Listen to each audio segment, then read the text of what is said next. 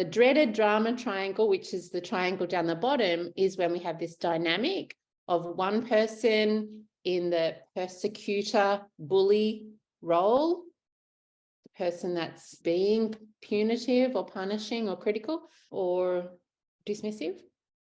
Then that creates a victim. So someone is being victimized by that person's behavior.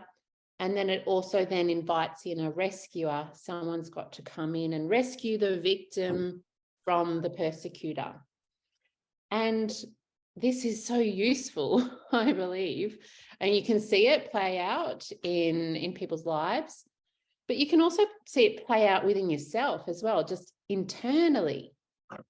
Okay, well, like what stories might we be telling ourselves about how life is unfair and we're being victimized? Sometimes it's our critic that's the persecutor. And then we might look for a rescuer from the outside. Or as therapists, we might see our clients as victims. If we see our clients as victims, well, we're the rescuer, and our work is to analyze and discuss all the things that the person in the persecutor role has done, but it might keep them trapped. So you can see here how it describes person in the victim role, poor me, feels powerless. The dream is lost or denied. The persecutor, the problem dominates, blames, tears down. The rescuer is in this role of saying, poor you. They're the pain reliever. And interestingly, the rescuer fears not being needed.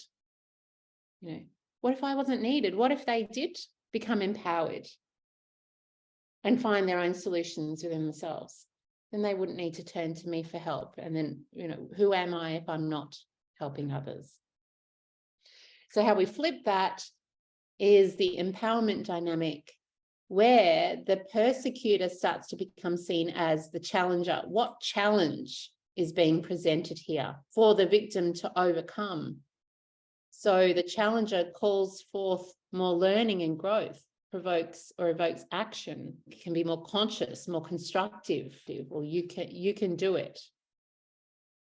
And the victim becomes the creator. So they own their own power to choose and respond in ways that we're learning in the Fairness Code. And I said boundaries, be more compassionate with myself, focuses on the outcomes that they want. What outcome do I want here?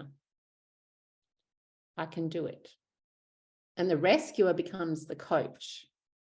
It supports and assists the person who's feeling disempowered, and it facilitates clarity by asking questions like, well, how will you do it?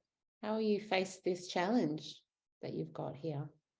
Which is very different energy than the rescuer mode, which is like, oh, well, gosh, you better just keep coming back and seeing me and getting your support here. I mean, that's definitely sometimes the case, is that people need just that space to come and talk and vent about the distress of what they've been through.